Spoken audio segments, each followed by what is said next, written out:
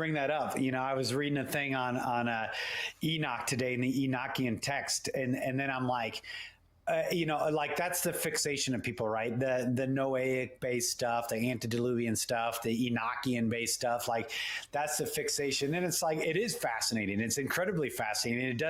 It adds layers to our understanding of the gospel. So there's nothing wrong with digging into that. But again, the simplicity of the summation of Enoch is exactly what you just said. It says, by faith, Enoch walked with the Lord, and it pleased God, and that's why he was taken up. The entirety of Enoch was, by the way, Enoch didn't do any miracles. Anybody pick up on that? He never did any miracles. He didn't do any signs and wonders. He didn't have any like crazy prophetic ministry. He wasn't given these crazy revelations like a Nar Bethel Hillsong ilk thing. He didn't do anything, but he walked intimately in communion with his God. So much so for 300 years, by the way, it says, and at age 65, basically, he came to know the Lord. And then he says they walked with him for 300 years, and Enoch was taken up to God at 365 years old. By the way, 365 years old. And that day was like, dude was a young buck. He was a teenager, right? He was a young, it was like 912 years, 916 years, 900 whatever years. And then Enoch, 365 years. And it said, because he pleased the Lord. And how did he please the Lord?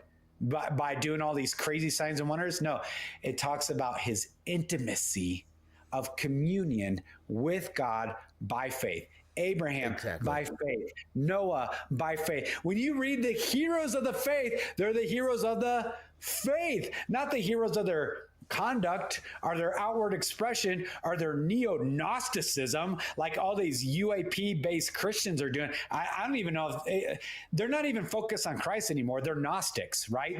The book of Genesis is allegorical. The garden is allegorical. Like, these guys are Gnostics. They're going to lead the Christians astray because what they're not doing is magnifying the sufficiency of Christ in intimacy and communion with your God, like Christopher is just laying out. That's it. It's intimacy. Joshua refused to leave the tent of meeting. Exodus 33. He refused to leave the tent of meeting. He had an intimate knowing of his God. That's why he was able to take the land filled with Nephilimic freak shows. Right?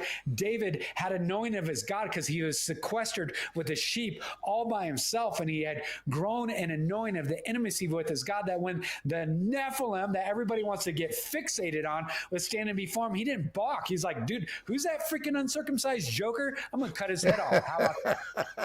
Super simple, right? 14-year-old boys, like all the professional soldiers.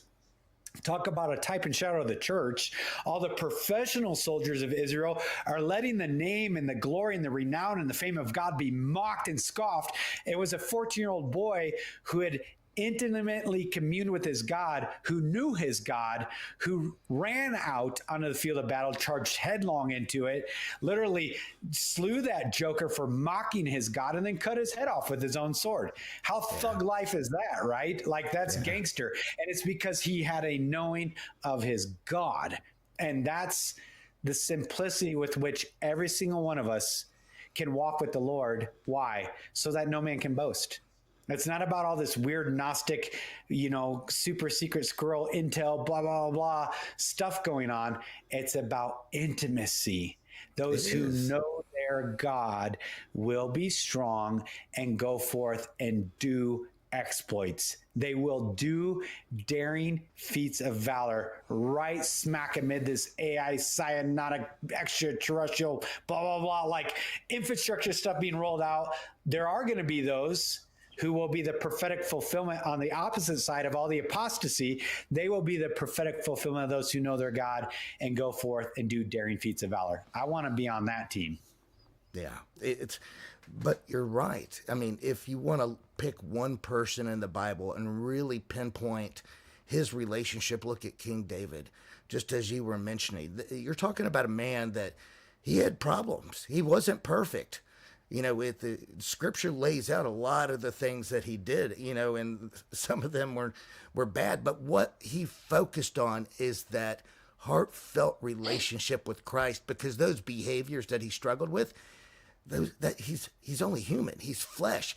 We're gonna make errors, but that's why you have that personal relationship with Christ, because Christ knows that you're only human and that you're gonna make errors. And that's what the blood does, is it covers you. And it leads you to be a better person and understanding and having patience and operating in love with mercy. But it is that simple. And I don't, hopefully folks don't take it to heart when I point out that the majority of the churches don't teach this, but someone has to say it, because it is the truth. You simply just need a personal relationship with Christ. It's great if you want to go to church and have fellowship. That's widely encouraged. But the most important thing is that intimacy, that daily devotion with him, not with your priest, not with the YouTube channel, not with all the blah, blah, blah. It is with him, just him.